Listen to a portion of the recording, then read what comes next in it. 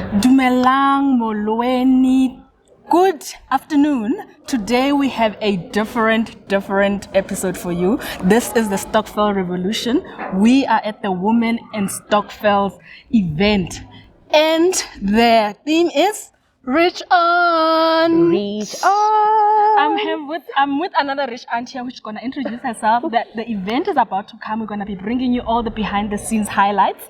I am so excited. Happy Women's Month. This is all for women. We are talking about women that are in Stokvels, women that want to be in Stokvels, and why today modern Stokvels need to meet the modern woman Stokvels. Lebogang, welcome to the Stokvel Revolution podcast. What are you expecting today from the event? Thank you for coming. It's a pleasure. Thanks for having me. Hi guys, my name is Lebogang Zwane. Well, Mina, I'm here to learn more about Stokvels. I'm currently in farming with my sister Ellen, so I'm more interested in property Stokvel because I have recently bought my first property. Yay, I am so women with property. Yay! So, well, the first thing that I want to find out is how to budget, how to save, especially if you're starting this whole thing of property investing.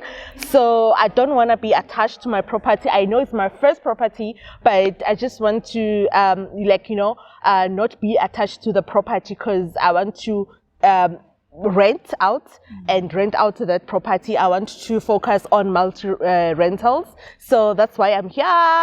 Rich auntie on the way. So as you can hear, Lebogang is here to learn more about financial wellness and financial management, which is I'll be covering. She's also here for farming. You know, there's farming Stokvel. Ellen is covering the farming, and she's recently got into property. There's property Stokvel. There's Lee, a property expert. So she is well sorted. Thank you, Lebogang. Thank you so much. Thank you so all the much. best. Hope you enjoy the show. Most definitely. Shout out. Please do subscribe to our podcast on Spotify. I have already. Yes. Thank you so much. Ladies, so if we found her back, it's on us. She just gave us a free consultation. I don't know how much a red card is. It was definitely on you, ladies. So while we are still rubbing our goosebumps, writing down notes, I'd like you to park your questions. We're not going to ask her questions now. She's going to join our panel, and then when we have our panel discussion and I've opened the floor for questions, then you can ask those questions. Please do write it down. Otherwise, post the session you're going to pay. Right. All right, we are going to go into our panel discussion now with the co-founders of Women and Stokvels, and I'm going to start with you, Vanessa. So, as I read out her bio, I'd like you to ascend to the stage. Woo!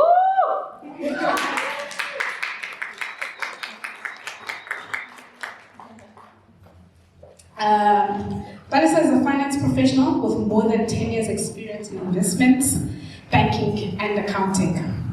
Most importantly, she's a Stokveler, belongs to a few progressive Stokvels as a member, and in leadership structures. Her passion for Stokvels advancement has seen her assist many Stokvels in financial and investment wellness, among other initiatives she does in the Stokvel space. She was named Mail and Guardian Top 200 Young South Africans in 2020 for the work she does.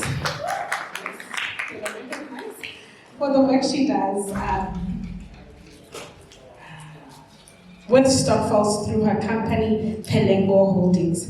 Her award-winning book, Stokvels, How Can They Make Your Money Work For You, published by Penguin Random House, brings insight on how individuals can make money work for them through Stokvels. She also is a host of a podcast called Stokvel Revolution, podcast where she talks to pioneers in the Stokvel industry, Stokvels themselves, in a quest to share how Stokvels can be a great community, revolutionize, be a capital provider, and create wealth. She's a co-founder of Women in Stokvel, our host today. Vanessa has been featured on a number of media platforms, TV, radio, print, and online. Welcome, Vanessa.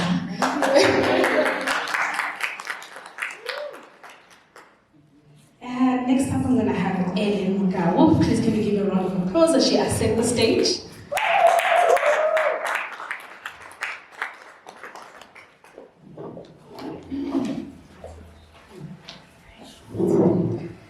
Ellen Mogawa is a mother of 2 boys, a poultry farmer and an entrepreneur. She holds a degree in chemical engineering and works as a business analyst. How do you do it? She's a director of Lael Creatives, a poultry farming business with a primary focus to create and provide an enabling environment for farmers and individuals by providing training and market opportunities with plans to obtain accreditation with AgriCita for the poultry training course. The company is a member of South African Poultry Association. She's a founder, director, CEO of Isondo Farmers, a primary agricultural cooperative which started as a Stokvel to raise funds. The strategy is to build a reputation and a financial track record for successful poultry farmers. Ellen was featured in different media platforms, including new German TV documentary that looks at devastating impact of imported chicken, hosted by Fair Play Movement, the official magazine of the South African Poultry Association, Chicken Facts, Food from Zanzi, National Agricultural Market Council, Sowetan, Stokvel Talk, in an interview with Tobela FM. Ladies and gentlemen, give a round of applause.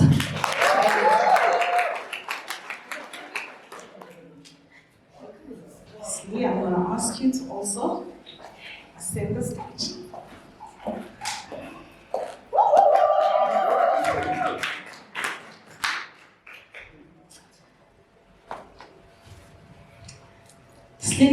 Slindile Liseyane's name is well quoted within the property investing landscape in South Africa. Slee was recognized as top industry player when named South Africa Investor of the Year in 2019. Solidifying a mark as a trailblazer in South African property investing arena. Slindile is a seasoned property investor, having dabbled in various property strategies such as multi-lets, student accommodation, Stokvel, and Airbnb, to mention a few. Having started at a young age, Slee has a wealth of experience behind her that is often relied upon for expert advice and thought leadership. Leveraging her years of investment experience, Slee founded the largest property Stokvel, Sakisi's Property Stokvel, which is recognized as an industry pioneer in opening the doors of property investing to ordinary South Africans at an affordable rate. Of her many achievements, Slee is most fondly known as a property coach to many upcoming property investors across the African continent. In 2021, Slee launched her flagship group coaching program that welcomes students from various African countries, and that was the first of its kind. A round of applause for her as well. Look, in my home, before police and teachers paid me on 2 weeks before, and this is what also made me be passionate about financial wellness. There'll literally be a line, we had dogs at home. There'll be literally a line at home like, Vanessa, we're coming to borrow from your mom's Stokvel. But that's how she made her secondary income. But it went so well in that manner because she was a single parent. She was able to get a second income from the Stokvel. And I have seen her even when we were younger in the villages, how she's been doing the Stokvel thing. So when I came and studied finance and I came to Gauteng and there was an opportunity to actually do financial wellness on that, I just decided to document it in the sense of trying to improve it. But when Penguin came and said, we want you to write a book, I didn't say, oh my goodness, when am I going to get the content? I'm like, actually, I've been documenting the journey. Very important to always be prepared for opportunities. Wow. Well, that is another opportunity. Now, I'd like to follow up by I'd like you to lay the map for us of South African Stokvel in the country. Now, feel free to borrow from your financial services experience. Both, you can touch on anything. Just give us the lay of the land of the Stokvels in South African market. How can I forgot to acknowledge the man that actually introduced me to Stokvels and Gauteng. He's here. He's the one who produces the podcast that I now host. You see, you always should keep good relationships with people. And because I hadn't seen him and spoke to him for years, ever since that opportunity where he said I must do financial literacy for Stokvel. Then years later, he's like, okay, you're seasoned now, get a podcast. So I was like, okay. But in terms of Stokvels, so I recently stepped down as a chairperson of the People Stokvel, and I've been the chairperson of the People Stokvel for the past 4 years, trying to get the Stokvel to be a CFI, which is a cooperative financial institution, and we successfully did that last year, July.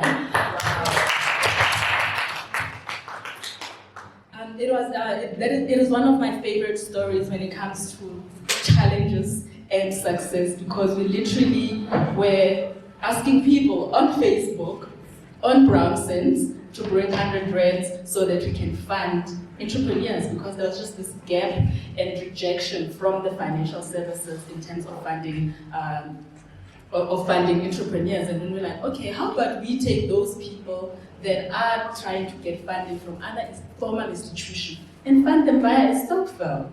And you know, when you're big, your dream becomes bigger and bigger. I'm like, no, from a Stokvel we can become a CFI, from a CFI we can be a mutual bank, to a mutual bank can be a commercial bank. You have to start somewhere, but it sounded too far-fetched. And look, it wasn't easy. There's a lot of red doors. There's still a lot of challenges when it comes to Stokvels becoming these things that we only talk about until you put your heads into it and see why they didn't work out, why people give up on them, why people just decide that this actually was nice talking about it, but the practicality of it is not as that. But what I like about Stokvels that really see it through, like the People's Stokvel, which is the People's CFI now, is the fact that the people that were in leadership and the members that were supporting the leadership saw the bigger vision. Everybody was still on. If we're not leaving this until we are a commercial bank, so a Stokvel can become a financial institution, and now they are CFI and on the way. Thank you. Wow. Thank you. Wow.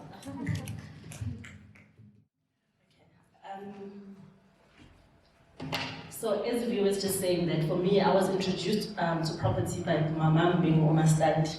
For those who are asking what stand is, it's basically a landlord. It's a slang word for landlord. So basically we had a main house at home and then we had rooms at the back. So those rooms were built many years ago, and so obviously my mom, it's different when you're living with the tenants on the premises and all of that, so you have to be very selective about who you're bringing to the premises and all of that. So it was important, just one of the lessons around tenant selection, around collection and all of that. So for me, but the real light bulb moments happened when my mom passed away, and I was still fairly young at the time, So now she had recently adopted 2 of her nieces, and they were still young. So now it became my responsibility to take over these 2 nieces, because guess what? Even though my mom was a teacher, when she passed on, her salary stopped. Everything was frozen, and you guys know how long it takes to wake up in the States. And Skateka was referring to that. It's about 2 years to 3 years sometimes for everything to be finalized. In the meantime, the family needs to survive. So the nice thing about having the rental income from those tenants was, even though my mom's salary had stopped, the tenants just asked, okay, since your mom is no longer around, like life goes on, it doesn't freeze that salary. So now that income came in, and we were able to at least get food, pay for electricity, school fees, and the rest of it. Literally, life went on like nothing had happened. It wasn't to the same extent, but we survived until the funds were released. So you can imagine, if you were to pass on now for 2 years, with no income for your family, are you prepared for that? Wow. Sure. So that was for me, was the thinking around, I need to do something like this. I never want to be in a situation where I'm gone and there's no income for my children. I've got 3 of them. So that was the reason why I got into property. Sure. Thank you for sharing that. And sharing so vulnerably so. Thank you, I appreciate that. Now, navigating that period, and I'm sure you've drawn some lessons from there as well. Help us with some cheat facts, low-hanging fruits.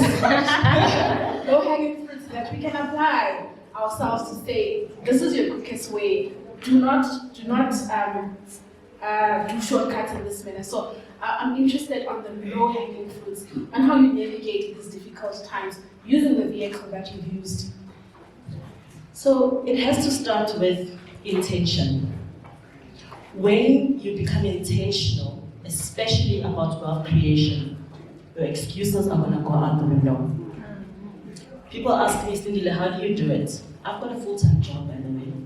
I run one of South Africa's largest property Stokvels. I'm married, I've got 2 children, I'm a property coach, amongst many other things, and I've got my own property portfolio. But it starts with intention. We all have 24 hours in a day. We all have 24 hours in a day, and we need to be able to say, amongst everything, life, money, excuses must go out of the way. We're never going to have enough time. We're never going to have enough money. You make do with what you've got. If 10,000 rand is all you've got, join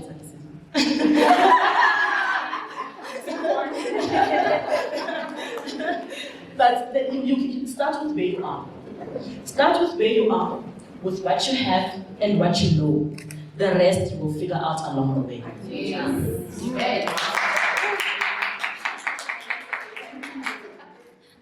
Thank you for that. I love storytelling, because the power of storytelling, you get to see yourself reflected in her story.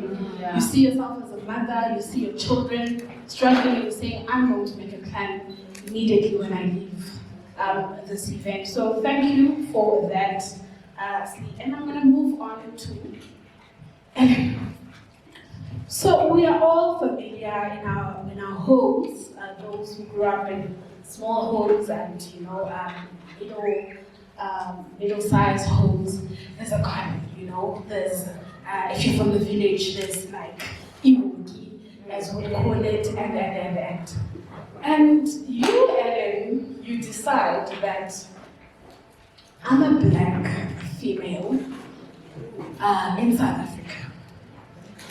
Everything that I'm going to target, I am going to go into male, white, African-dominated industry. Coming from a background where we do this at a small scale, I am going to go at a commercial level, and I'm going to accredit people while doing that. How and when, what type of problems do you like attracting in your life? If you're going to think that far and defy all those odds. Sure, because it's still good morning. Okay, it's the afternoon. Okay, so how it started. Like most of us, when lockdown hit South Africa during COVID, I had time on my hands like everybody else, but unlike most of the people, I actually didn't think about binge watching TV or baking or making alcohol with pineapple or anything. Right? So what I actually chose to do is to learn about chicken farming, right? So that was the interest that I had for the longest time. So I've learned that from my father. He works as a salesperson at a veterinary business. So actually at home we had, like you said, chickens. I mean, the chickens Sapochai were actually bigger than most on the street. I think we had about 25 chickens. I was very young then. I was not aware that actually this is where I would get, but I was actually inspired. Again, so that's actually how everything started. So I decided to say what, since I've got time on my hands, KA lockdown is upon us, what do? I started joining Afro-Farm Crowd. I did 2 weeks training on poultry. I knew about chickens, but obviously being a chemical engineer or being learned, so I decided that I will do it the professional way. So I watched YouTube videos with my kids, the 2 boys I always mention when I talk. And then actually everything started there. So I actually started with 200 chickens in the backyard at my previous place. Then I decided, you know what, I have a full-time job, but I'm not going to manage this. So I started with my uncle. Then I said, since you're at home, let's do this. We started with 200 chickens in the backyard. Being learned as I am, I knew you have to have 12 chickens in your backyard. But equal why not? So I had 200. So yeah, we started with 200 chickens. Then I'm like, okay, I think we're making money here. The demand is high. Then we went to 500 chickens. Okay, we're getting there. Then we went to 800 chickens at the backyard. Wow. Right. I did my calculations. I know how many chickens you need to have at the backyard. 12, remember? And 800 chickens that was started. Then, okay, fine, 800, most is money here. So what do you do? More. We do more. Then we started Stokvel. Twitter, there we are. Then we tweeted, can you please join me? I need to start a Stokvel. We need to farm, we need to rent land. We need to see what we do. It's still underway, still not yet done, but we're doing online training. We're there. We go in there, we go in places with farming, we go in places with Stokvel. So that's how the farming Stokvel started. And then again, what we decided, I just got a few farmers and non-farmers because I need expertise of everyone. Even if you're not a farmer, I need your business analysis expertise, I need your marketing expertise, your sales expertise, so I get everybody together. Everybody will learn. That's a Stokvel. That's how actually everything started. I'll go on and on the whole day, but yeah, that's how everything started. Thank you so much.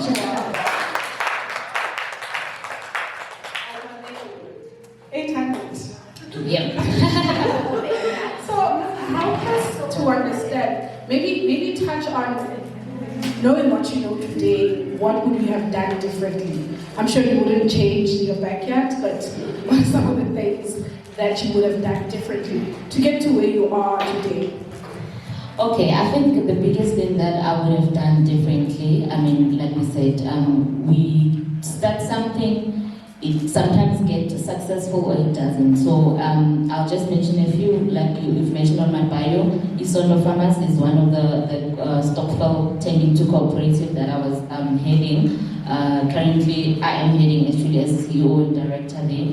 And there's also Little and Zanzi Farms, so I'll just touch on that. So what I would have learned or what I would have done differently is to actually understand if everybody supports the dream or understand where are we heading, understand the passion.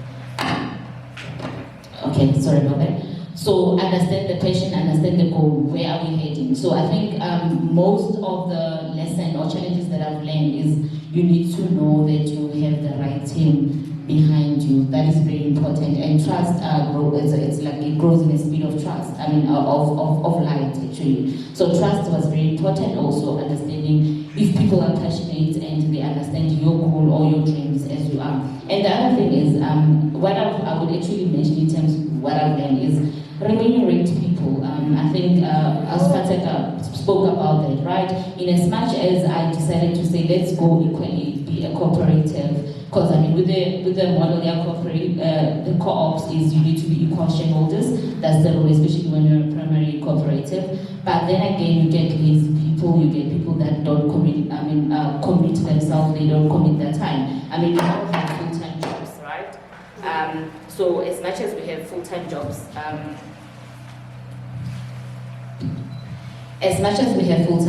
we need to carry each other or actually understand that we all have 24 hours. We need to be mothers, we need to be wives, some of Cindy, like she said, we need to be sisters, brothers, whatever that you can mention. But get involved actually. So and decide what model are you gonna go into, right? In as much as I was passionate about the poultry farming, but I should have actually chosen the model that I want to do instead of choosing being equal shareholders. I think that's the mistake I've made on my side in terms of all the challenges that I've encountered. Making everybody equal shareholders, we work so hard, but I mean, at the end of the day, everybody's going to be remunerated the same. So I think that's what I would actually put on the table. Yeah. Wow, thank you. Now I want to stay on the concept of our models, and I'm going to move over to you, Cindy. what are some of the models that you've seen work really well, and what are some of the models that you've seen that this is scary? You are going to hit a brick wall, specifically within property. I think it's I'm actually hearing Ellen's story, and it's reminding me of a similar lessons learned as well, in that before starting Sakisizwe, I was also part of a smaller Stokvel where same thing, equal shareholding but uneven distribution of work. So when starting Sakisizwe, that was the very first thing that I had to make sure I was because remunerating work, I think especially as women, women work is underrated all the time. We are, and the work that we do in homes and wherever, so we need to make sure that we get remunerated, guys. And because we are such passionate people, we are givers, we just want to do and do and do. And people are going to let you do and do, and they're going to benefit. So when, whichever model or structure you use, I think Patela mentioned the different methods, around whether it's a cooperative or it's a trust or it's a company, it doesn't really matter. But understand that there's going to be the engine or the people that are going to be running this initiative. We can't wait for 100 people to make a decision, otherwise we're never going to move. You need to select the leadership team and empower them to make decisions. That way we are nimble, we are able to make decisions and we can move on. Now, if we need to have a meeting to agree on everything, we'll never get anywhere. So now that you've nominated the people that you trust, because by joining the Stokvel and you know that Ellen or Rubalisa is in charge, it means that you trust her. You know that she can deliver. Leave them to do their jobs. And then remunerate them accordingly. So whether you're a director of the company, you need to get a director salary, or at least, at the very, very least, guys, remunerate their airtime and travel. At the very least. Yes, it's okay, we are starting. At least pay for their airtime and travel. Somehow, or for attending meetings. Pay them something. If it's a trust, the trustees must get something. If it's a cooperative, the people that are in charge and running it, even if the shareholding is equivalent, there is still some way that the people that are making wealth for you are gonna get remunerated. Thank you. Do not pay in kind. Pay cash. Cash is king. Thank you, Steve. And I'm still going to be with you. Stokvels in South Africa are known to be in the informal sector, good via mattress. And now, if you're going to do property, you obviously are not going to do it in that. But I want you to touch on advantages of doing it. The channel where you go via banks, and maybe give us some products that the banks offer or any other institution offers to help us legitimize doing and transacting Stokvels, so that one day someone's mattress is not burnt and our money is also burnt. No, absolutely. I think what I've seen, especially with the Stokvels that have got ambitions of growing, right, is that technology has to be your friend. We cannot have a situation whereby, if you want a statement, 3 members need to have to go to the bank. If you're a small group, yes, that's doable. But we need to have technology be our friends. So most of the Stokvels that you see on the panel today, and some of the ones that are growing and have got growth ambitions, they use digital platforms. And one of the ones that we use is Stokvel, because it just really makes our lives so much easier. It provides us with the transparency that we need, so members can log on at any point in time. They can see transactions of money going in, money going out. If money does go out, there's a notification that notifies the members. There's a hold for about 2 days, and then only the funds are released. So it's very important that we're in the digital era, so we need to make those kinds of tools be our friends, right? So if in the case that now, we are over the Stokvel phase, because the Stokvel is really the fundraising element, it's about raising the money, then it's more like a conduit. It's more like, once we've raised the money, where does it go to? So you hear us talking about a property Stokvel, a farming Stokvel, a funding Stokvel. It is because the money is then raised and then it's channeled somewhere else. So once it's channeled out of the Stokvel and into that entity, whether it's a company or a trust or a corporate or whatever, what does it then do, and how are then the funds managed there? So it's very important that, for an example, financial statements are made available to the members, and you provide digital platforms. We've got a platform where our members can go and log on and look at the annual financial statements of the Sakisizo Trust. If there's any quotations that are quite sizable, we'll put them on the platform. We've got our recordings that are on the platform. So we really provide that level of transparency so that you see exactly what is going on at any given point in time. So if you really want to grow, you really have to be techno-savvy. People want to have information at the press of a button, so you need to enable that. Thank you. Thank you. I love every time when they say 4II and people refer to Zoom.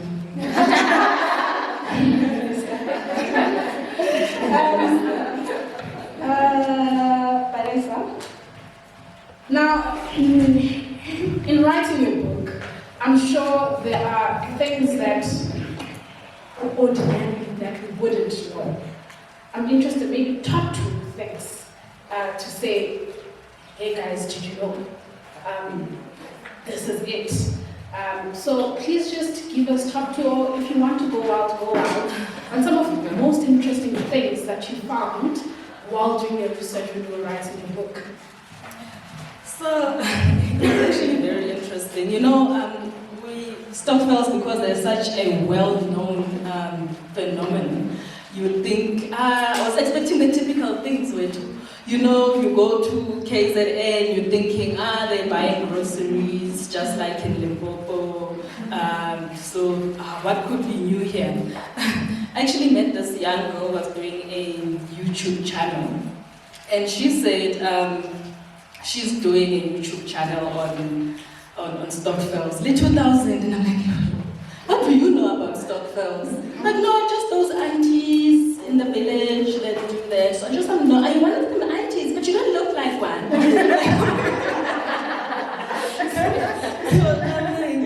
so it was so interesting to hear it from like her perspective, and then like I decided to this is not in the book, but I just decided to interview her because I was just so fascinated and curious in terms of how she sees Stokvels.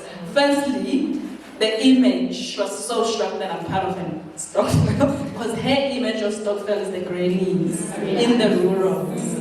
And then secondly, it was she associated Stokvels with only groceries. And this is a child born in 2003 with only groceries. So I'm like, why would you want to do a YouTube about such boring things, old aunties in the rurals? And then she gave me such a deep answer, and then which something that we already know. But from her age, it was like, wow, so you also think that way? I really think if they can put their money together and put it in something that can make them money more, would really grow the industry. And I think there really needs to be a perception around, we really need to change the perception around Stokvels. This is from somebody who's born in 2003 who is thinking what everybody else is probably also thinking, but her perception, because of the era she's born in, is still of how Stokvels are presented. For me, that was, we've got a lot of work to do. And it was like, so I started telling her what we are trying to do with the different initiatives. She was so shocked, and in terms of that we are using the same model just to solutionalize for today's problem. So I was telling her, like, you see, a wig, if I can't afford a 15,000 wig, like me and my friends that actually do like wigs, we can put together money until I can afford it. So then she was like, oh, okay. So you mean you're putting money for that? So how don't everybody do that? So for me, it was a light bulb for me, as obvious as it was in terms of perception. The lesson from me from that was a perception of what a modern child is still thinking what Stokvels are and what she still thinks Stokvel people are supposed to look like. And then happens a lot even within our networks. I'm a professional, I also run a business, but the minute you say Stokvel, Everybody thinks a different thing. Like, I even had to fight for my book to be called Stokvel. Like, because people wanted a modern name, the one that goes with how you are, investment club, crowdfunding, you know, all those Stokvel that I actually just went to high school, to private school.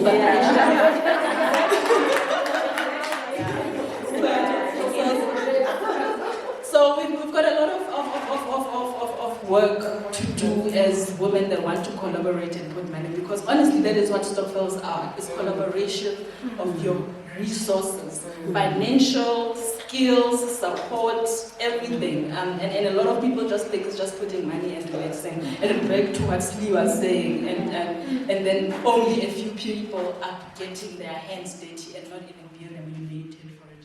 We need to say no up to that. That you have, encountered before, that you say, no, then we definitely are going to use a lawyer for this and this and that.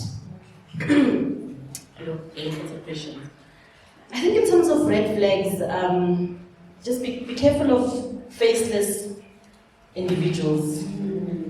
If you don't know who are running, who are the people running. Because remember guys, Stokvels are supposed to be within a community of people that know each other. Yeah. So whether it's a family, or it's friends, or it's colleagues, or it's a community, so where we know each other, right? So now that we are in the digital space, and especially for those that are looking at growing, now social media and all of that becoming accessible to a lot of people, people are taking advantage. Yes. And so if it's nameless people, faceless people, just be very wary. Be very wary of unrealistic returns. You can't put in 100 rand and get 500 rand, guys. Be very, very careful. It just doesn't work. And also be wary if they cannot explain how that money is making the other money. How is your money making money babies? Because I let you, and then you get pregnant, and then you deliver. So how do you get pregnant? How does this money, 100 rand, make 500? What are you going to do with it? What do you know that we don't know? You know? So we buy a property, we put a tenant pays us, we pay expenses, we get profit. It's clear. They get chickens, whether it's eggs or baby chickens, they grow them, they sell them, all know we love chicken. So that's a business model, it makes sense. But Balesa, they borrow money to entrepreneurs, and interest pays them, that's how they make the money, it's clear. If you don't know how the money is made, be very careful. Be careful of these WhatsApp gifting things, where we, especially people that you don't know. Be very, very kind, be very, very. So those are just some of the things that I would say, you need to just be careful of. The challenges that we've got, especially around, I think Kupales was mentioning around compliance and legislation, is that sometimes it's not always going to be possible for us to have FSP license numbers and forever. Kupales were operating as a mini bank for almost 4 years before they got their license. Yeah. They were already in it. So even with us, and sometimes if you're going to wait to get that, and then your business model doesn't work, there's so much red tape that you would have gone through. So be that it's may, you still need to just make sure that you do your research, you understand what's going on, and that you are able to invest with people that you know, like, and trust.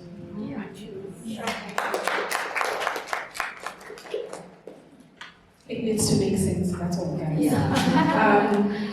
Ellen, I'm going to move to you now.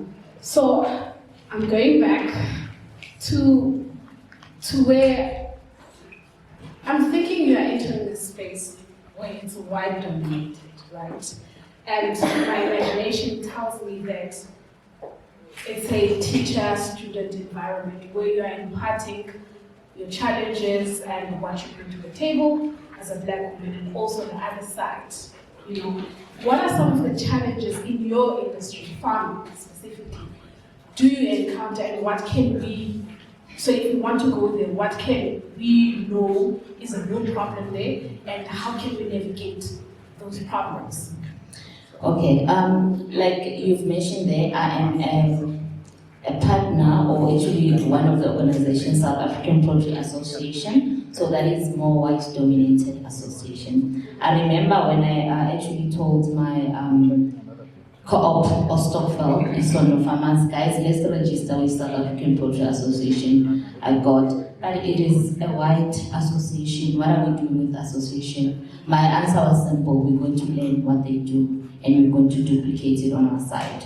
I remember talking to Chris, one of the founders of South African Poultry Association. Then he said to me, Ellen, do you know top lay? Then I'm like, yes, I know it. He's like, go and learn what is top lay about. So we all eat eggs. If you can go check on a shelf. It's called top lay. How they do it is it's a lot of small farmers, right, that are all over South Africa or even outside. I'm not sure if they're international as well. So what they do is everybody raises their chickens for or their layers for eggs, right? Then top lay is the mother or the business behind going to ShopRite and saying, we are top lay, this is the eggs we have. So that's actually how the whole model started about. So in terms of being a white-dominated field, and so I said, instead of saying that we want black or only black, let's eat black or black forever, whatever, learn from them. I think that's what I actually took from there. So I entered into this space understanding that yes, it is white dominated, but why can't we do it? We're all human, we are all, we have 4 limbs, we have 2 hands or whatever, sorry, 2, and 2 legs actually, right, are working. So why can't we do it? I mean, we are all, we are from Christ, or we are talking to so why can't we do it? So that's how actually it started. It is very challenging. I think the biggest challenge that we have currently is because we are small farmers, and then so when you go and look for market, they actually ask you, we need 50,000 chickens. Why are you gonna get 50,000 chickens when you are still at 800 chickens at the backyard? So if farmers can actually come together and say, I bring my 800, Slindile brings 100 chickens or eggs, like Pali Salegu and all that, we come together, then we make 50,000, then we go and approach. I'll give an example, ShopRite or Spar to say this is what we can supply. And we use the same model. I mean, to raise a chicken is the same everywhere. It's not, there's no rocket science about that. So that is actually the challenge that we have. We cannot, it's market. I think that is something that actually is very daunting, or that most farmers are afraid of. I want to start, but where will I sell my chickens, or where will I sell my eggs? You start with what you have. Like Slindile said, we all eat chickens every day, we eat eggs every day. So you start by saying, I've got 5 members in my family, I sell 5 chickens every week to them. So that's how you start. So the most challenging is market. And then the other thing that I've also noticed as well is feed prices, right? The feed prices is very, very high as well. And that also makes it very difficult to sell your chickens at the correct price, because the price are actually being determined by these big farmers who farms 50,000 chickens. So that is also one of the challenges. But like maybe just on a positive note, learn what these people can do and duplicate it on your side. And we can do it. We have all the capacity. We just need to work together and understand that it is possible to do it on our side. But yeah, it is very difficult. But I think if you learn to listen, step back, listen, then you will actually achieve more. Great. We need to discuss this. You guys can take notes. Sister, I'm going to come to you. Help us understand what are the non-negotiables when we enter into these ventures. So just give us, you can't go into a venture if you don't have this. Please help us with that. Thank you, Ceci. I think our beautiful ladies have mentioned you all have a common goal. But then with that, I like what Slindile mentioned, that yes, the contribution might be the same, but the work is not the same. So people will get those ones that are not committed, and will get those ones that would still want to share equally, although there's no contribution. So I think what is important then is when you are having that partnership agreement or shareholders agreement or that constitution, please table it in a manner in which everyone is going to understand what should happen. Should we have that one member who decides that he's not going to do anything, he's just going to sit back? So that you don't have a situation where now you have to be thinking about, okay, what are we going to do with this person? So there must be an exit plan in your contracts, whereby you know should that happen, so that every member should know. if you are not committed enough, this is what is going to happen. So table it in a manner in which everyone should understand and make it very simple. This is an exit plan. If you're not committed, you're out. Yeah. Thank you. That was very practical. Thank you. Vanessa, you've seen it all, surely, because how many Stokvels are you part of? I'm part of 6 stuff. Wow. You're an expert Stokveler. I was the top. What are some of the self-sabotaging moves that Stokvels make and hinder them from creating wealth? I think one of them we've already mentioned. So it's very important when you are in a Stokvel, especially when you are still starting, to really identify who are the passive investors and who are the active investors. Guys, we all bring different things to the table. We can't all, yes, in the beginning we're all excited. Let's get this, let's do this. And it happens a lot with Stokvels. Like we get excited by the potential that we can do it, everything looking good on paper until the practicality of it. So differentiate your members firstly in terms of who just wants to put money and go on with their lives. Yeah. And who is saying, I'm putting my hand up and I'm gonna be part of leading this process. Everything that comes with that, I'm willing to take that. So in the beginning, what happens, it happens a lot with investment Stokvels.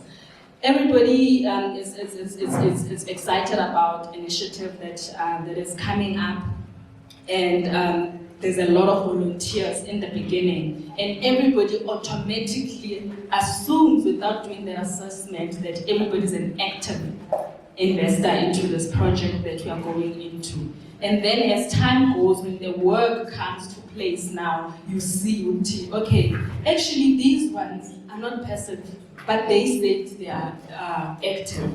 So if you don't identify that from the beginning, you're gonna have a problem, because you're gonna have an expectation of people that just wanted to put money. You are expecting them now to work. So it's important to identify who are your active members and who are your passive investors. And most importantly, and we're gonna stress this, remunerate them. We talk about unequal pay as women, how we should be paid as women when we ourselves don't pay each other according to ourselves. So it needs to start with us. If we are in a Stokvel and there's 5 of us, and we are not putting the same effort, we should be able to pay Ellen. If Ellen is doing something for me and using his skill, we should be able to pay her so that it doesn't become a burden and a voluntary. We actually need to move away from voluntary processes if we are going to be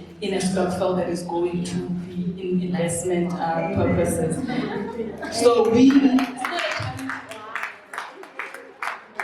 not a charity organization if you are listening. It's not a volunteer organization. It's a Stokvel that is raising funds to put money in investment. Yeah. So those that are, this I've learned recently. Now you have identified your active investors and you say you do the assessment. But hey, guys, I don't have time, I'll just be putting money, but I'm willing to pay you guys if you are saying you're gonna be active. Great, you've done your first step, the active ones. Now to the active ones as the leadership. You have to take the responsibility that comes with doing these things on behalf of these people. You cannot be acting as a person when you are now saying you are the active and you are the leader. All of a sudden you don't want to make decisions on behalf of people. All of a sudden you don't want to come. Leadership comes with responsibility.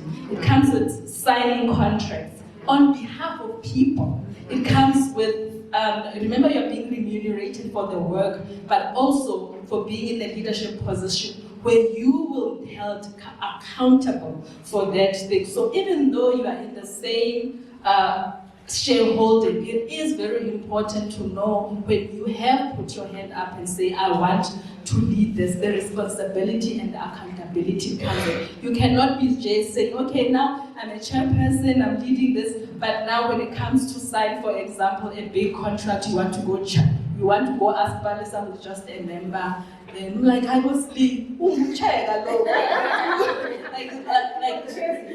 what chair people do. So what I've seen is that even the people in leadership, they tend to sit back when the big things comes now. Umuntu sekuyazama ukusayina a contract, a business deal. You said you want to be a director in this organization now. No, I have to ask, are the people asking this? So that's what I've seen as a challenge in terms of ourselves within the organization as a Stokvel, in terms of assessing ourselves, our risk appetite, active, passive, and most importantly, in leadership. Are you ready to come in leadership? So being in the leadership of a Stokvel is like being a fund manager, or you are, whatever you are doing. Almost a lot of people that also have seen, I even have experienced that you are operating from a point of fear because you think, I'm doing this with people's money. Yeah. I'm doing this with people's money. Oh my goodness, this decision, if it doesn't work out, this is my responsibility. But you also forget you're being hard on yourself. Those people have nominated you to be there so that you can do this on their behalf. If now you do a decision and it doesn't go well, they are not supposed to come. They can call you, they can hold you accountable because of asking you questions, but they are not supposed to be a blame thing. There's a difference between blame and holding people accountable. So if you're gonna be in a leadership, people, and we don't talk about this enough, it comes with responsibility because you're doing things for people's money. Yeah. Thank you for that. Sister Tega, I'm going to ask you to join stage. Now we're going to move to question and answers. So please take out those notes, those questions. No preamble. Please straight to the question. This is a looking one. Okay. Oh, you're going to help me with the mic? Thank you so much. Appreciate it. Questions, please. Over here. Okay. Yes, you can. This one is for Ms. Patek and my coach. So, Stokvels have always been informal, Patek, and they've been there from time immemorial. So, how do Stokvel members hold leadership accountable? Do they have a leg to stand on? Do they have a legal leg to stand on? Or are they always required to have documented on contract? Remembering that my grandmother used to run a Stokvel, my mother has been in Stokvels. I speak a little bit more English than them, and we run a Stokvel. What legal leg do all those groups have? Because we are at different levels.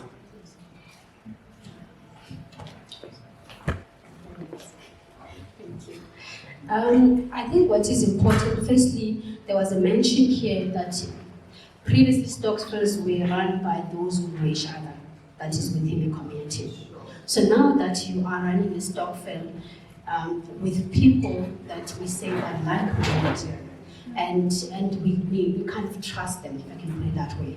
So then in that case, what is important is when I mentioned about a company, I mentioned about personal capacities or as individuals in a collective, or you mentioned trust. So it is important that in that document, again, you don't have, because I know that we have that tendency that attorneys know everything. So you need to choose an attorney if you are going to have your document drafted, someone that specializes in that field. Because the most important thing is to have a document in which, then coming to your question, we should know, should one default, what should happen? We should know that should money get stolen, what should happen? So those kind of things. And then again, because remember, when you transact with a bank, you go and apply for a loan. The bank says sign surety on behalf of the company. We need to have that kind of model. We will know, should something happen within our own, like with within our group, then what should happen? It's important to have those agreements in place, and it's important to have those agreements drafted by those with the specialty in that field. Clear? One, two, start. Good afternoon, everyone. My question is directed at Melissa. In terms of, again, like, should a person die without the Stokvel, are there any measures that, like, the next of kin will get the money, or how do you guys remedy that portion? So that actually talks to what Patekal mentioned earlier. We should really move away from doing Stokvels how our great-grandmothers used to do it. And I would say the reason one is, firstly, that's why there is no generational wealth coming out of Stokvel. But we're here to change that, amen? Because firstly, it was not moved from one generation to another. Look, they had their reasons. They couldn't write in terms of documenting. There were no beneficiary forms then. They didn't know of legal entities and their rights. But we can't go on like that if we're going to be calling ourselves modern Stokvels. We need to have the documentation in place. The first go-to documentation is the Constitution. In your Constitution, there needs to be detailed what should happen should you die, and then the Stokvel should have a register of beneficiaries. Should you die, who do we contact? This needs to be documented. That is why it's important as modern Stokvels to really consult people like Pateka and there are specialists in the legal field to say, look at our constitution. We want to cover our blind spots. We want to cover the basics ones are always those. Should anybody run away with the money? Should they eat it? Should you die? Who do we contact? Who should be in the constitution? But also when you get into a legal entity as a Stokvel, say you decide to be a trust or a cooperative or a company, there are additional legal documents that you can attach in terms of who should your money go to should you die. What we did in our recent initiative, the franchises, one of the first requirements was that when you are joining the franchise software was that we need an authorization of the list of your beneficiaries or who should you contact should you die, who should you give the money, whether it's part of your will or your estate. It also covers us that. But most importantly for you as a member, we need to be very open about our investments and where our money is. And I learned this with also losing my mom in a good. My mom used to talk me where she puts her money. It's no more a secret. I know the older people used to make it a secret. You talk to your kids. This is my life file is with whoever company or whatever, so that also your company, when you die, if you're a part of Stokvel, your child knows where to go. Because most of the time you will find that the professional things, they are all there because you can find them, but most of the time you can't find if your person was a part of a Stokvel. So it's important. Just another tip on your will, if you're part of a Stokvel, it is important to just mention it so that it's traceable. Let's go. Next question, please. Thank you. Afternoon. My question is directed mainly at Ellen, but I think it would apply to the other ladies in the panel as well. So, Ellen, your course is online, right? You have an online training course. So, and then I also heard about the need for incorporating technology into the Stokvel process. But I'm just wondering, so I work with communities, right? Like recently, we've been working in Ekamala. There's always no network, no signal, and the reality is a lot of women cannot even afford data, even just a gig to get into a webinar. So then how do you balance that the Stokvel is an important model for women in communities, but yet they don't have access to, like online platforms and technology, even smartphones for some. Okay, so at the moment, growth is quite important, right? At the moment, we are based online because one, time is a restriction at the moment, right? Because I'm a full-time employee as well.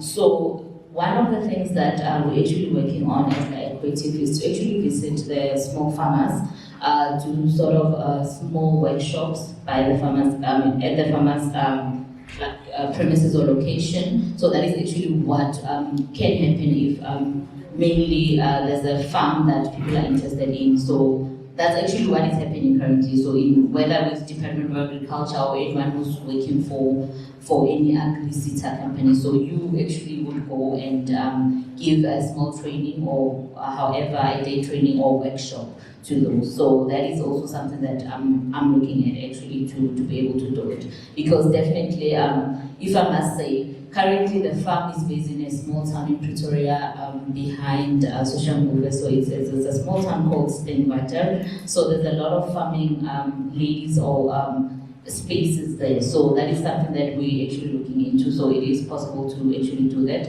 So we can chat about that afterwards and see how we can assist. But it is way doable. And I understand that because, and mostly because farming is actually being done by small communities for food. I remember when we actually acquired the land by the chief, he was actually excited to say, you're going to bring food to our community. So I actually do understand that, and it's something that we're looking to work on, definitely. Yeah. Thank you. Thank you. I'm going to take one last hand, and I'd like this to be directed specifically to Celine. If there aren't any questions for her,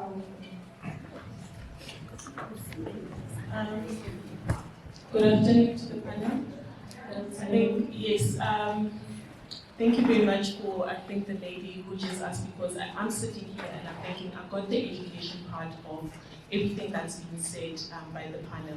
But what I specifically want or came here for is, what is your offering, as you're sitting here? And I'm glad that she had to, we've got pamphlets and they will redirect us in terms of what is your offering. And I think for Sis Patiswa, I kind of understand because I'm in a legal fraternity as well. And to Ellen as well, you sort of took a step there. But to you, Sis Lindile, in terms of your offering on the property investment, us sitting here, how do we become part of, Saki Sizwe? Are you welcoming people, or are you just in a consultation, profession? Thank you for the question. So yes, we are still accepting members. We've got a stall outside. You guys can go and chat with us afterwards about how to join and how it works and all of that. So definitely that's just one of the things that I'm part of, like as a chairperson of the Stokvel. But then I also do consultations and mentorship programs with Stokvels as well as individuals who are interested in becoming property investors. I do have a website, or you can contact me on lindsayindila.com. That's my website, and then otherwise you can just find me on any of the social media platforms in case you're interested in any of the offerings. Great, thank you. That brings us to the end of our panel session and question and answer. I'm sorry. Let her answer. Let her ask. Okay. My question is more related to, I like to do big, and sometimes they look unrealistic. How are you looking? I always ask myself, how do you become a developer? Because they always say, hey, developer side. And I'm always asking myself, there is this land, and I want to, and I think with the government or the municipality, they like giving information or they like to close us out, Have you come across such, and how do you continue to break those walls, and are you looking to be a developer that you can take the people with, or are you one? Okay, guys. So property is a journey, right? So you may start, for example, that you're just buying a little bachelor, and for you that's an achievement, right? And then you may then move on to more advanced strategies, that is having a multi-let or dual student accommodation or Airbnb. That's another level up, right? So you need to have the basics. And then from there, you can then get into development. So that's an advanced strategy One, because it's capital intensive. When you buy the land, depending if you're gonna find it's already got infrastructure services such as bulk water and electricity, you're gonna pay a premium for that money, for that piece of land. If you find it and it doesn't have those things, it's gonna take you time to get the approvals, to get the bulk services in, and in the meantime, your money is locked in on that land. You're not making anything. And so when we are still starting out, even as a Stokvel, right, people want to have proof of concept. They want to see returns. We can't take money and put it on a piece of land which is only going to yield results after 5 years. The kind of developers where you say, this one is called mutual land, this one is whatever, it's because they've got pension monies and they can go and park it there for 5 years, you know. So what we then do is we partner with these developers.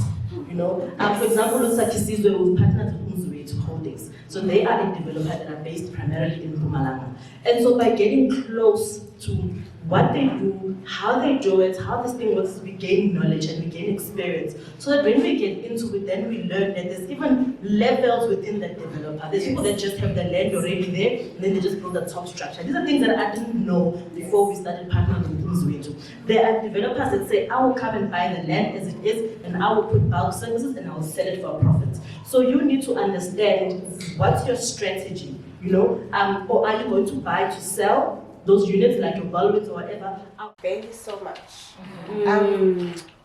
To introduce myself again, thank you so much.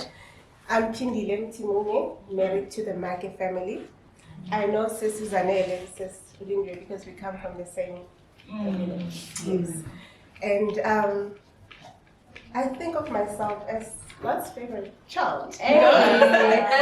God's favorite daughter, because when I look what he has done for me, it's amazing. I don't know how you feel about your relationship with him, but I feel like I'm different from each other. Yeah. You know, on my way here, I was actually thinking that why do we have a holiday to celebrate women? And then I thought to myself that the reason why this holiday came about is because there are women that went to women buildings to fight for the rights of other women. But why are we fighting for our rights? Shouldn't it be natural that as women, we should be protected, we should be taken care of? Why is it something that we fight for? And then that made me realize that there's something wrong with the world that we live in. As women, we always find ourselves having to fight more and more wherever we are. In leadership positions at work, we fight. In your home, we fight. I can give an example. For instance, if I come here, for instance, a family in Fulani to visit, and then Sis Zanele gives me just a glass of water. I can go back home and be like, oh, Sis Zanele, she didn't even offer me food. I won't think, oh, but maybe Andile is not buying groceries. I'm blaming the woman. Another example, I mean, maybe you have problems in your marriage. When you go to your family, they'll be, what are you doing to upset him? What is it that you are doing wrong? I can simply say we live in a man's world because everything that we see around us favors men.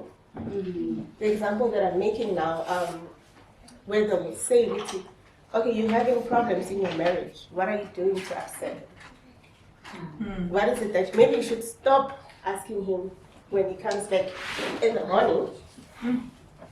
Maybe you must just do things right. Maybe that's why he's treating me like this. So it's everything around us. Most of the things, they favor men.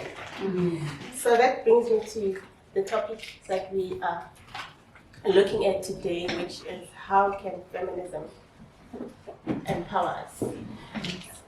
What is feminism? Simple, it's equal rights for all genders.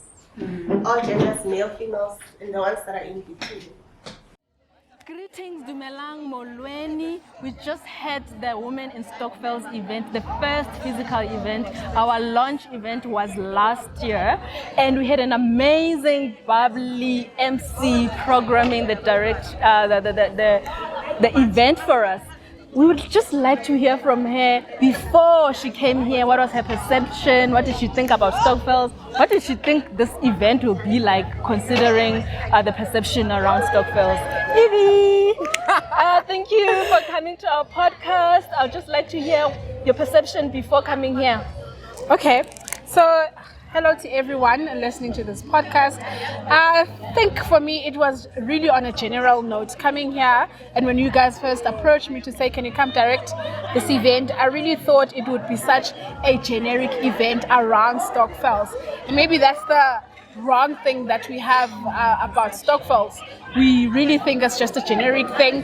We think it is what our mothers and our grandmothers used to do, and you guys just made it look so fly, so hip, so accessible, and so within our radar. Oh, thank you. We're so glad that we could get somebody that can see that there is commonality among women in Stokvels, more than women that is. But I also want to know that now that event is over, what has changed in terms of how you thought about Stokvels? I think, firstly, how you guys positioned today and how you planned out the whole day today, it makes it look so relatable. It makes it look like this thing is my thing. You know, it's not Old mama in the village. It's not old mama in the village. It's my peers doing it and making money while doing that. It's really the in thing, you know.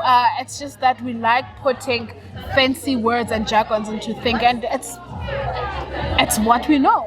You know? I'm so glad. Welcome to the Women in Stokvel community, because that's what we like to do. We're changing perception. We are showing that Stokvels are revolutionizing, and one of the themes that we thought of today was rich aunt, and we went with that rich aunt. This was to change perception of how a Stokvel woman is supposed to look like, or what at least we know them to look like. That look, today's Stokvels are buying properties, farms, financial services, and they are professionals, they are business people, they are entrepreneurs, so they don't necessarily they're actually wanting to be a rich aunt, and that's how we came, looking all glamorous.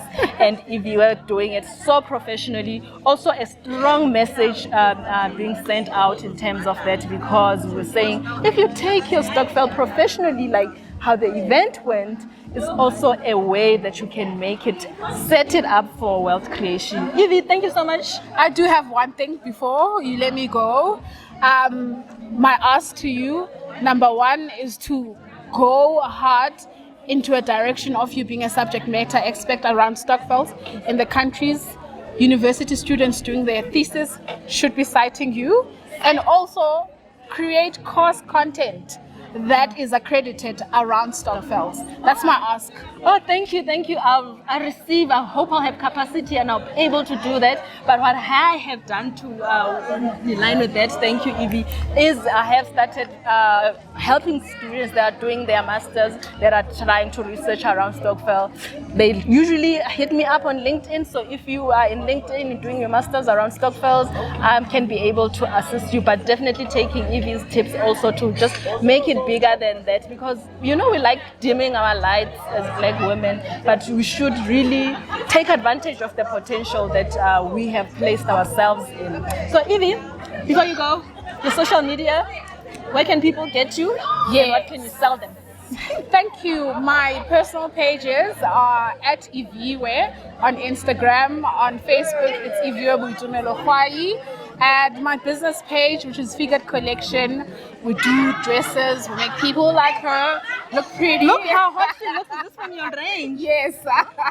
So that's Figured Collection on Instagram and also on Facebook. Thank you so much for the opportunity. Really appreciate it. Thank you, Evie. See you in another great event you'll be MC. Thank you. And that's tomorrow. We also have our favorite person in Stokvels here, Dr. Miranda from prop.com and property magician Stokvel, which just turned a year old, right? Yes, today. Yay! So here at she came here, we invited her here to the Women in Stokvels, and I would just like to hear from her. What was her expectation coming to this event? Welcome to the Stokvel Revolution podcast, Dr. Miranda. Mizo.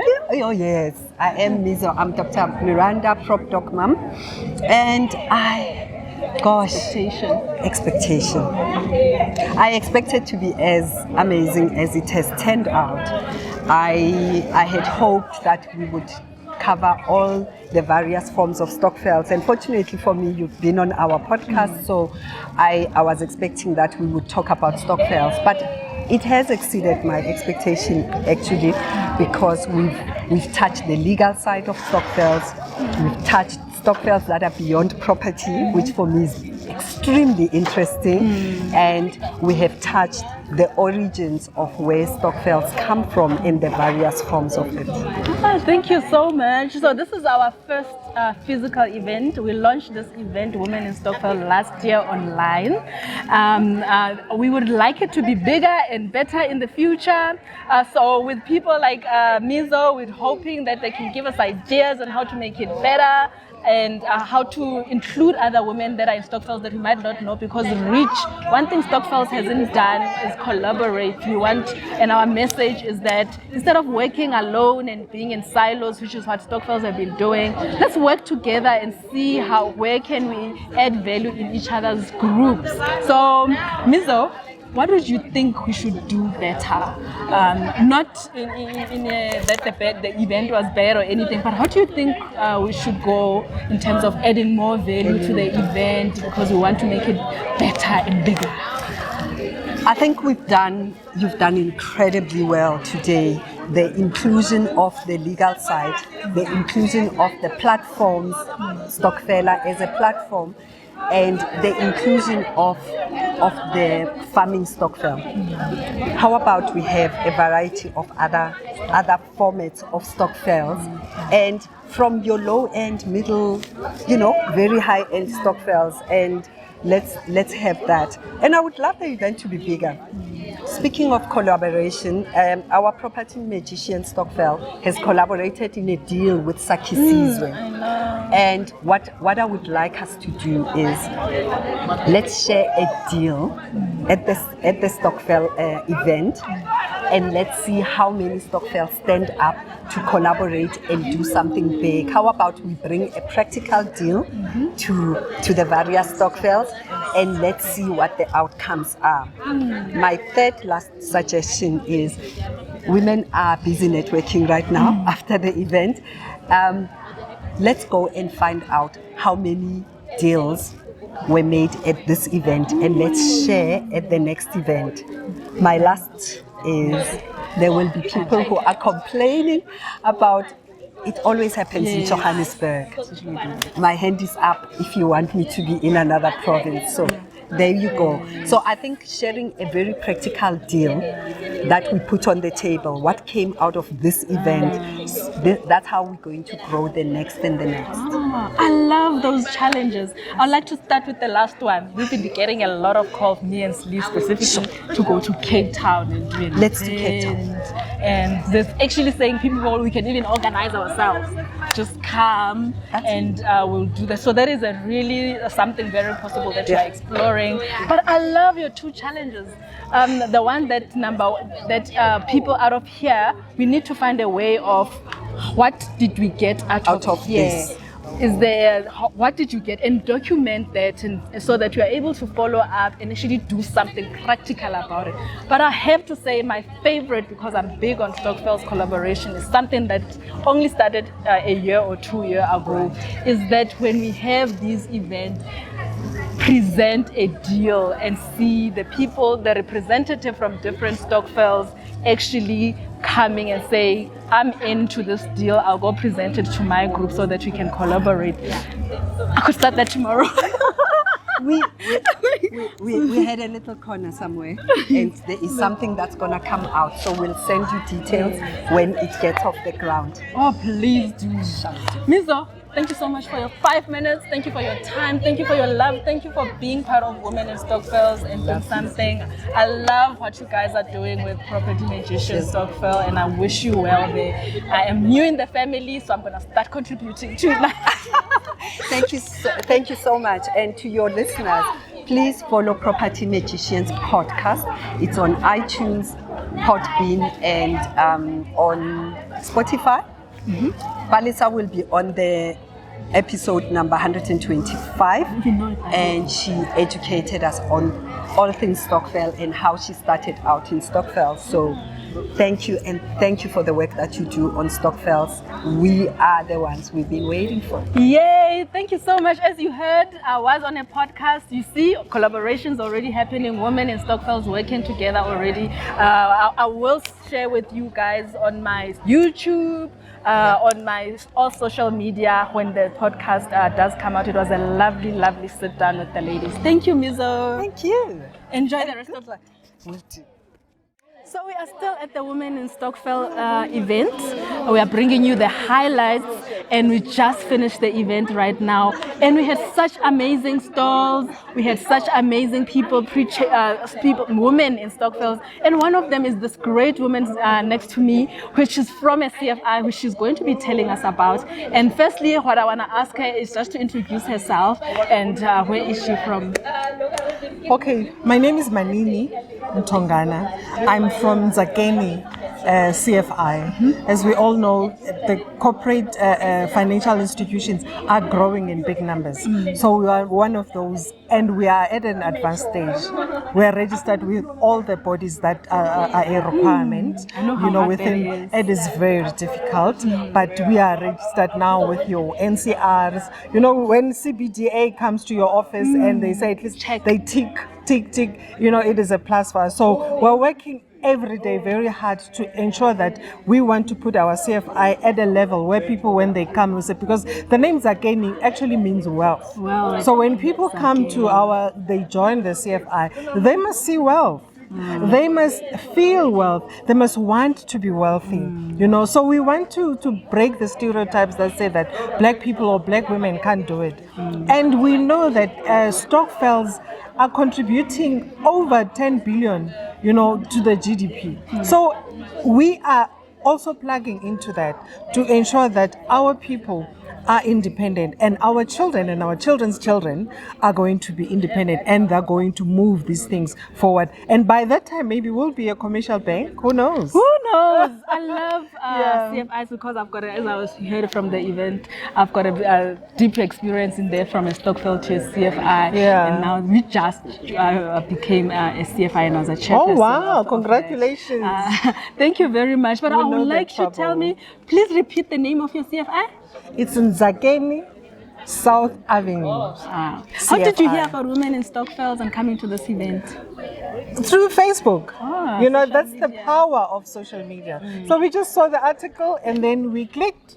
And voila, we're here today. And besides, we're making a conscious decision to support women initiatives, black women initiatives. So that is our main aim as well. So, and besides, we were Stokvels before. So we are, we a combination of Stokvels. That's why it's in Zakeni South Avenue. It was in Zakeni Stokvel, and then there was another Stokvel called South Avenue. So then we merged and we collaborated. And what we always shout to be. Yes. Oh, wonderful. What products do you guys offer at your CFI? We offer loans for education. We offer loans for cars, and also we offer loans where you can consolidate your debt.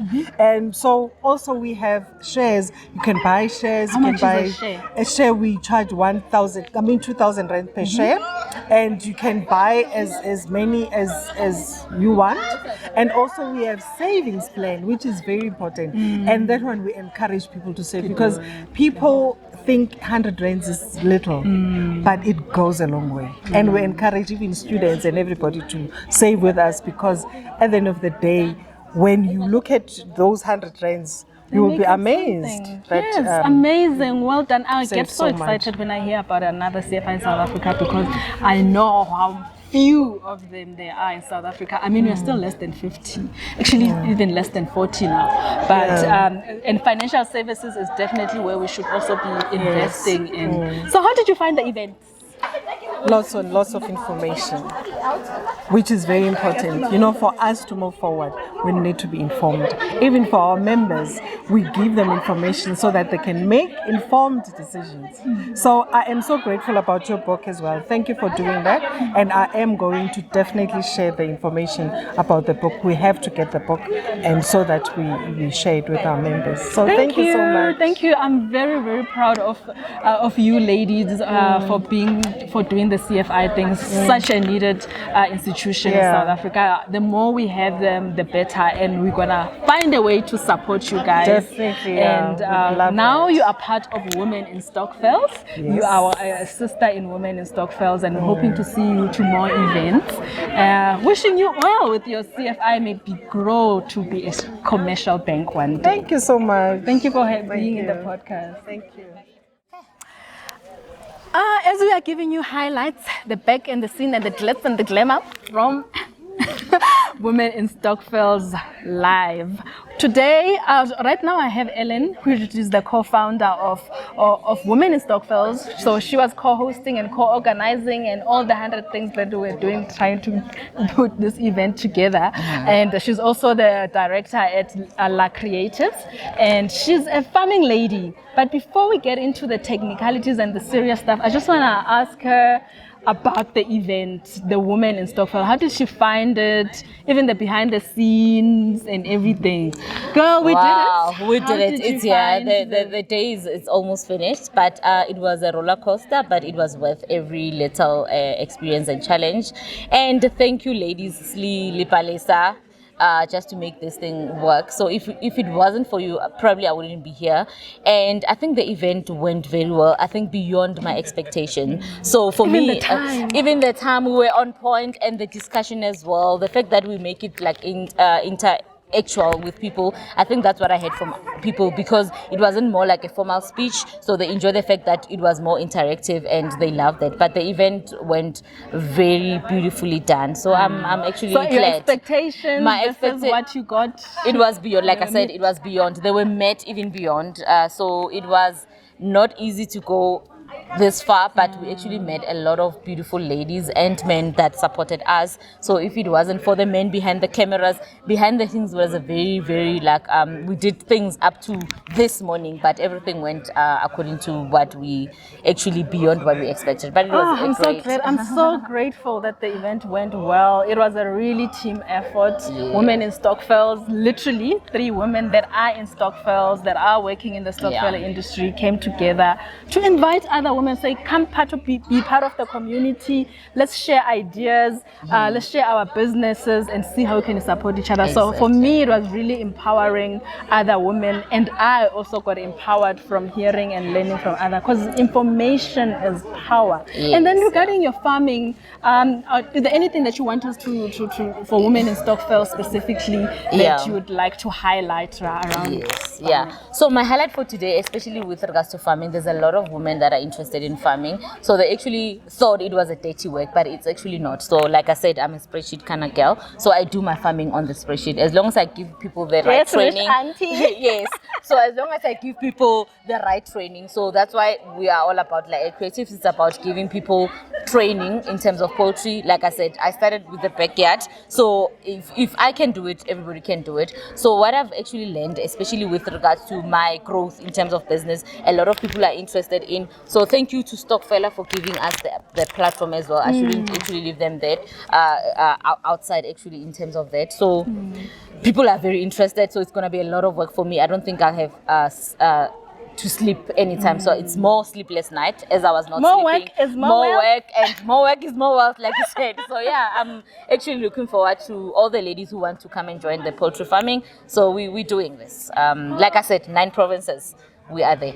As you can hear, ladies and gentlemen, but this was a ladies event. Women that were in farming got information, women that were in property got information, women that are in financial services got in farming, but most importantly, also our keynote speaker was around the legalities. We get excited about business and opportunities, and we forget that you are getting into these things with people. There's legal agreements that needs to be signed. There's things you should remember. My highlight specifically specifically out of that was this marriage out of community and in whenever you are getting into a transaction that's gonna buy a big asset or a business. So I liked that so it was really a good addition to our event. How can people get hold of you? You can go on Instagram just as a start, on Facebook, Lael Creatives. That's where you can get hold of me. My personal capacity, I am Ellen Mukau, so you can get me on both Facebook and Instagram. I am Ellen Mukau on Instagram, Ellen Lael Mukau on Facebook. Thank you so much. Thank you so much for having me. We're gonna see you around. We're still mingling. Yes, it's a networking event of our part of things. You see, this is what women in Stokvels do these days. Thank you.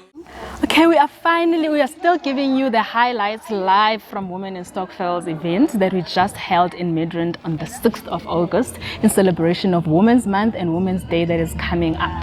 So I have Lindile, she's a friend of the podcast. Her podcast episode is actually already on Spotify and all the other platforms, but we're gonna be marketing it more as it comes closer to our marketing plan. So, but today I want to ask her, as a co-host, a co-organizer, and all the 100 roles that she played in making this event possible. What was her expectation of the event and how did it come out of that?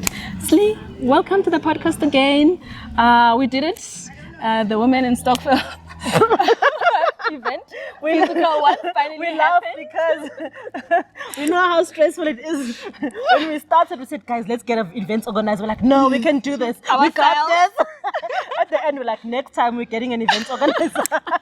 Because, you know, we really wanted to put our hearts into this event. We really wanted, you know, to work out and for it to be a really meaningful and engaging experience for everyone who attends today. And I really think all the late nights, all the work that we put into it really worked today. It came together beautifully, and I thank everyone who came through, as well as to us as the organizers who put everything together, and everybody else that worked with us, from our sponsors and all our other partners. Really, really from the bottom of our hearts, I think we couldn't have asked for a better outcome. Oh, wonderful. As you heard, we had a very successful event, but what are your highlights of the event?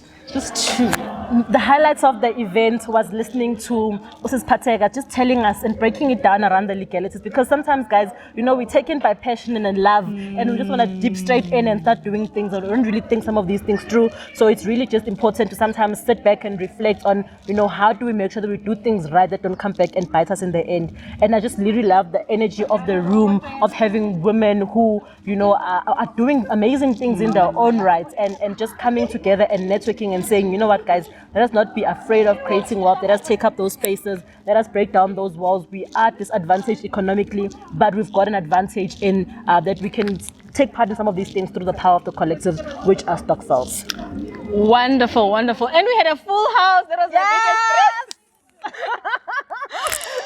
It was a full event. Everything happened. Like, we literally advertised this event 3 weeks ago. And I kept on saying, hi guys, hi guys. Like, rent a crowd. Like, where do we go for rent a crowd? So we had genuine women that really wanted to hear about wealth creation using a Stokvel, and I'm really, really proud that we were able to pull it off. But most importantly, there was just so much information shared around this event that we can use. And we even got challenged to go to Cape Town with this event. All provinces, not just Cape Town. With the event, because everybody's complaining that everything happens in Johannesburg. We should actually include them. And but anyway, there were a lot of stalls here. Slee is the chairperson of Saki Sizwe. It was also really here. A lot of people are very interested in property. Anything you want to say about Saki Sizwe and today?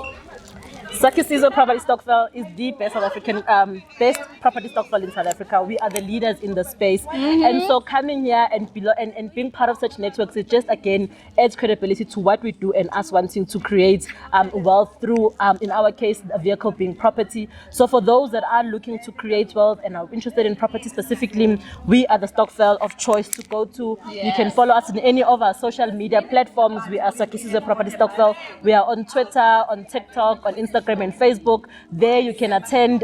We'll do a lot of webinars and events such as these throughout the country. And so we really want to provide a platform for everybody to not only learn about property, but also to then profit from the various initiatives that we invest in. Well done, Steve. Thank you, Pallieri. For the event and everything that you are doing at Saki Sizwe. We have a challenge on our hand to make Women in Stokvel event somewhere else. We do. Thank you. Thank you, Pallieri.